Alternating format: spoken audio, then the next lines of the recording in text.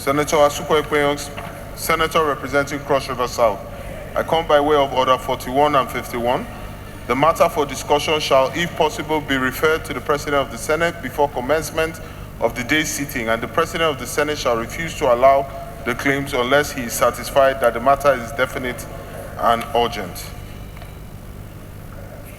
Order 51, notice shall not be dispensed with in the case of a motion or in respect of any other proceeding for which notice is required, except with the consent of the President of the Senate and the general assent of the senators present. Give the synopsis of what you want to present, then I will then ask the indulgence of the Senate whether to allow you or not. Give the synopsis. Thank you, Mr. President. This motion is on the need to halt the recurring xenophobic attacks, bearing in mind the deadline given by Okay. Distinguished colleagues, Senator Asuko Ekpenyong approached me this morning that he wanted to bring forward for debate the xenophobic attack being carried out on citizens in South Africa, where it is reported that some have even died due to what is happening out there, the ugly situation out there. He wants to bring that forward to be debated. Is it the view of the Senate that we should allow him to carry on? Please, those in favor say aye. Those against say nay. The ayes have it. You may proceed. Thank you, Mr. President. My name is Asuko Ekpenyong, Senator representing Cross River South. The Senate notes with grave concern the renewed wave of xenophobic attacks, intimidation, and anti-foreigner vigilantism against Nigerians and other African nationals residing in the Republic of South Africa. The Senate also notes that anti-migrant groups issued an unlawful ultimatum requiring foreign nationals considered undocumented to leave South Africa by the 30th of June 2026, a deadline which has since expired and was accompanied by widespread fear, demonstrations, displacements, and reports of violence and attacks on foreign-owned businesses and homes. Aware that the intimidation has extended beyond undocumented migrants to Nigerians and other foreign nationals possessing valid residence, work, and immigration permits, some of whom have reportedly been threatened, profiled, evicted, or instructed to leave by unauthorized vigilante groups. The Senate observes that the indiscriminate targeting of foreign nationals, including lawful residents, demonstrate that the campaign cannot be regarded merely as immigration enforcement, but constitutes xenophobic hostility based on nationality and perceived foreign origin. The Senate also observes that Nigeria's solidarity was not limited to government action, as Nigerian workers, students, and other citizens contributed to the apartheid struggle, while educational institutions and halls across Nigeria continue to bear Nelson Mandela's name in recognition of his sacrifice and legacy. The Senate recalls that Nigeria, alongside other African countries, stood firmly with the people of South Africa during the struggle against apartheid, providing sustained diplomatic, financial, and material support to the liberation movement and campaigning for the release of Nelson Mandela and other political prisoners. We also recall that under General Olusegun Obasanjo as military head of state, Nigeria hosted the World Conference for Action Against Apartheid in Lagos in 1977, and subsequently took significant economic measures against foreign commercial interests associated with apartheid South Africa, including the nationalization of British Petroleum's Nigeria's interests and pressure on Barclays and other affected institutions. We further recall the Senate, in its resolution of 5th May 2026, condemned the attacks and called for diplomatic engagement, protective measures, and parliamentary intervention. The Senate is concerned that while Nigerian-owned businesses in South Africa have been attacked, looted, or closed or abandoned under threat, South Africa-origin enterprises and brands, including MTN, MultiChoice, etc., have continued to operate successfully and lawfully in Nigeria. The Senate affirms that Nigeria has chosen the path of restraint, African brotherhood, and respect for the rule of law by rejecting reprisals against South African nationals and lawful commercial interests in Nigeria. Regrets that subsequent developments, including the voluntary repatriation of Nigerians and the expiration of the 30th June 2026 ultimatum indicate that previous interventions have not provided sufficient protection or a lasting solution. The Senate recognizes the sovereign authority of South Africa to enforce its immigration laws, but maintains that such enforcement must be undertaken exclusively by authorized state institutions and in accordance with the rule of law, human dignity, and the fundamental rights of all persons. The Senate accordingly resolves to 1. Condemn in the strongest terms the recurring xenophobic attacks, intimidation, unlawful profiling, and vigilante activities directed against Nigerians and other African nationals in South Africa. 2. Urge the federal government through the Ministry of Foreign Affairs, the Nigerian High Commission in South Africa, to obtain written assurances from the South African government regarding the protection of Nigerians following the expiration of the deadline of 30th of June 2026, and to demand the arrest and prosecution of persons responsible for violence, intimidation, looting, or unlawful immigration enforcement. 3. Also urge the Ministry of Foreign Affairs, the Nigerians in Diaspora Commission, and the Nigerian High Commission to strengthen emergency consular arrangements and establish a verified register of Nigerians who have suffered death, injury, displacement, unlawful detention, or loss of business and property for legal redress, restitution, and compensation. 4. Other urge the federal government to engage other affected African countries and the relevant organs of the African Union in establishing an effective early warning and accountability mechanism for preventing xenophobic violence and protecting African migrants. And direct the Committees on Foreign Affairs, Diaspora, and Non-Governmental Institutions to review the implementation of the resolution of the 5th of May 2026 and previous Nigeria-South Africa bilateral commitments, and report to the Senate within 2 legislative weeks on the measures taken, assurances obtained, and outstanding actions required. I so move, Mr. President. Well, before I allow for Senator Abdul Ningi, and Mr. President, I represent Bauchi Central, Bauchi State. Mr. President, when you listen to people, and including our colleagues, this very important chamber,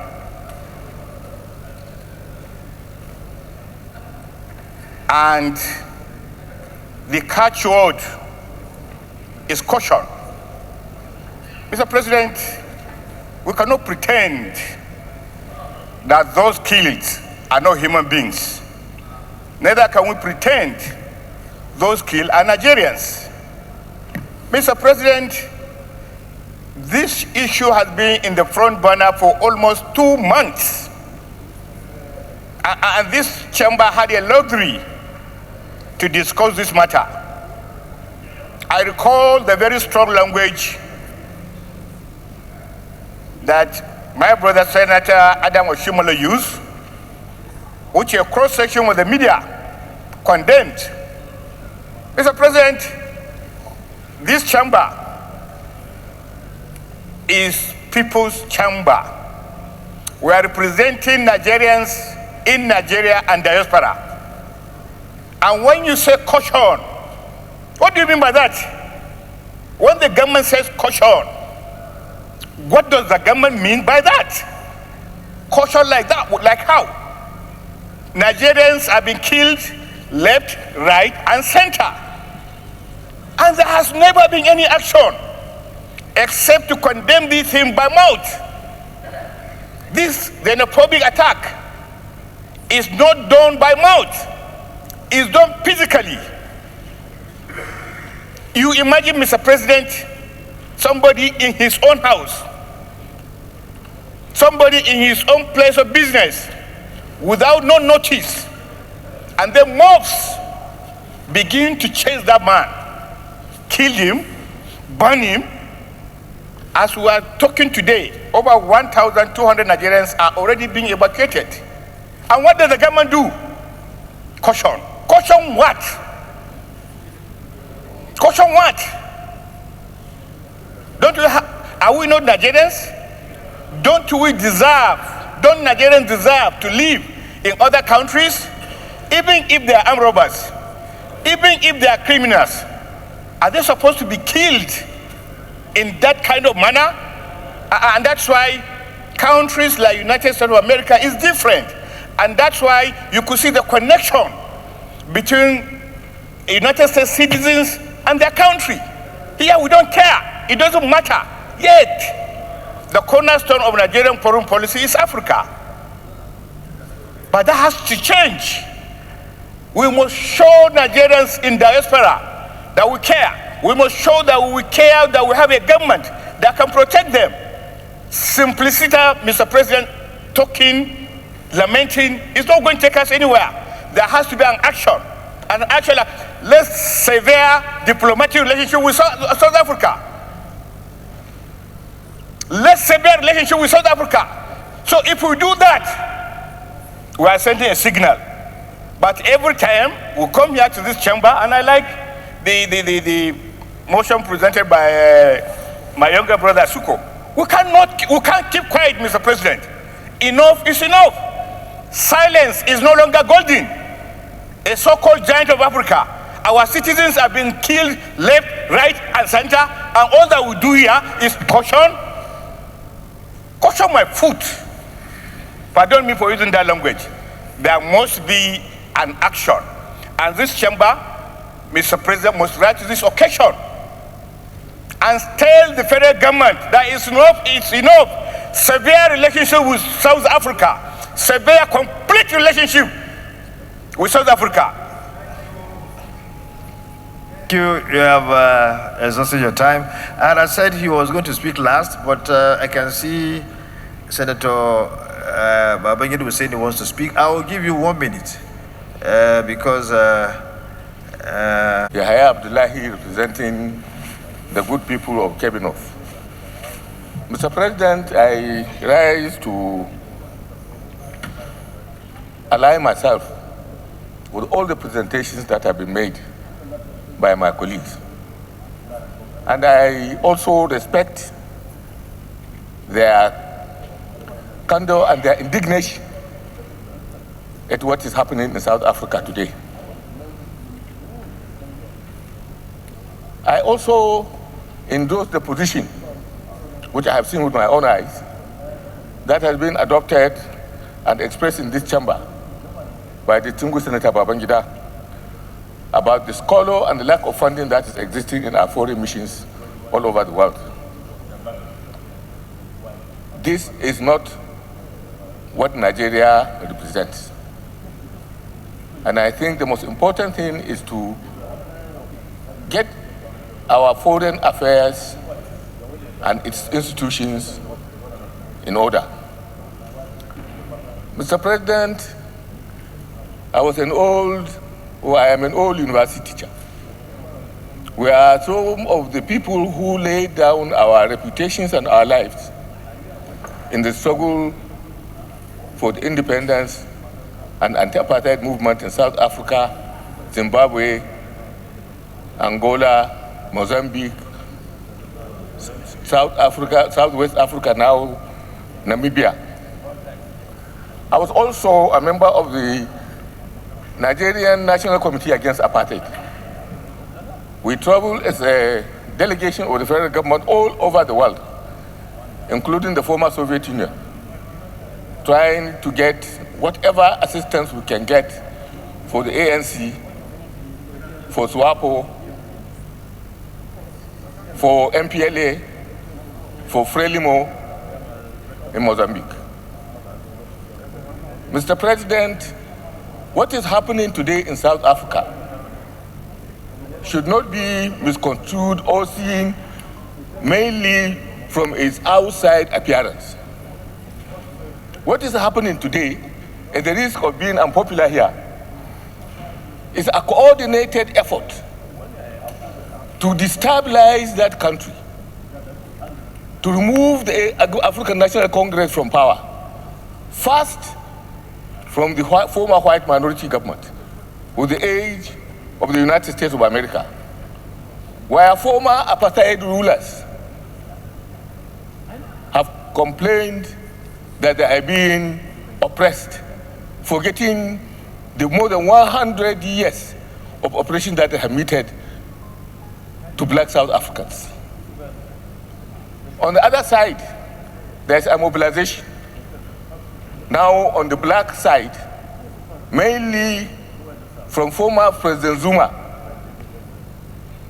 and the Inkatha, to delegitimize South African government with the support of other African countries. The position of those people who are now xenophobically attacking other Africans has a political purpose. And the purpose is to delegitimize the government, first from the right wing of the white South Africans, and now coming from the black ones. This situation could be very, very dangerous for this country if we don't recognize the alliance that is coming to destroy the ruling party in South Africa. Therefore, we should trade, as much as we don't understand, we should trade with trepidation and very careful concentration about this conspiracy that is taking place in South Africa.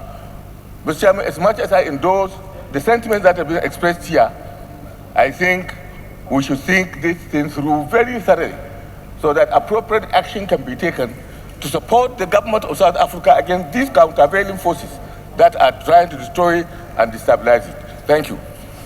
Well, before we go to the prayers, we need to reflect. Mr. President, thank you. My name is Adam Saliu Shumale. I represent the great people of Edo North in Edo State. I rise to move the following comments by a South African minister to the effect that compensation will not be paid to those Nigerians whose properties were looted, shop burnt, and even life taken. But the government of Nigeria reciprocate by appropriating the profit accruing from South Africa shares in all South Africa companies in Nigeria, including their banks, IBCT, that the money be seized and used to pay Nigerians. Taking into account that this decision to give Nigerians June 30th as deadline was taken by a mob and respected by the government of South Africa. So we can't allow our people to come, we take taxpayers' money to pay compensation when South Africa investment and profit is being taken away. I urge that the profit be appropriated and use it to settle those who have been brutally destroyed, business burnt, life lost. Thank you. It does not require any further investigation because the facts are self-evident. Thank you very much. Before we move ahead with his actual prayer, let me just say one thing. Nobody is happy with what is going on in South Africa. The way those gangs of protesters, or whatever you want to call them, are going about doing what they are doing as you speak is not in line with civility. It's uncivilized. We see what is happening in America, but who is doing that? They call them ICE, a government body moving around to check illegal residents, getting them arrested, and so on and so forth. But now, gangs going around in the name of protesters, persecuting, intimidating people, killing people in the name of protest is not something that should be accepted. It's unacceptable. We cannot allow that. But then, we need to be very careful, as Senator Abdullahi has said, particularly because we lead in Africa. We set the pace. Whatever we need to do, we need to be very careful. Like what Senator Adam Oshobole said, sometimes we don't take things that I've said, on social media or whatever. We need to analyze what is always put out there. I saw what he's talking about. What the minister was saying was that those who live in shacks, illegal settlements, will not be paid anything because they were illegally occupying those areas. But those who have titles, nobody will take those titles away from them. Nobody will take those properties from them. I saw that minister, one female minister. Nobody will take those titles from them. Even if they have been displaced, those properties still belong to them. The titles are in their possession.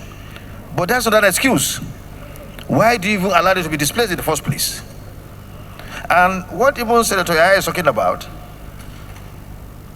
the government should be bold enough to say, oh, we are being threatened by certain people who are conspiring to destabilize our nation. The president should come out to tell the world. So maybe they have a problem. They are brothers, we helped them before, we can still help them. Maybe we can, after the committee has done its work, maybe you find it necessary to advise the South African government, this is your problem. Come on and tell the world your problem. All right, so let's not put the cart before the horse. I beg you, the former chairman of APC, a respected elder statesman in this country, internationally renowned labor leader, please, let's not put the cart before the horse. Let's allow the committee to do its work. It's being headed by your colleague, your former governor, well experienced, and someone who has the pedigree to do this investigation. Under his, to chair the committee to do this investigation. Let's allow them to do that, and then we can move on. And Senator Yahya, please, can you, add additional prayer that the committee? Well, we don't need a prayer for that. It's their function, it's their committee work. So I beg you, I plead with you, based on your pedigree as a labor leader. My concern is that this matter was exhaustively debated about a month ago. And this Senate, under your leadership, we took a decision that the issue be investigated by Foreign Affairs. You even suggested, your leadership, that we should send people to South Africa. So it doesn't mean that our decision must coincide with your opinion, with profound respect.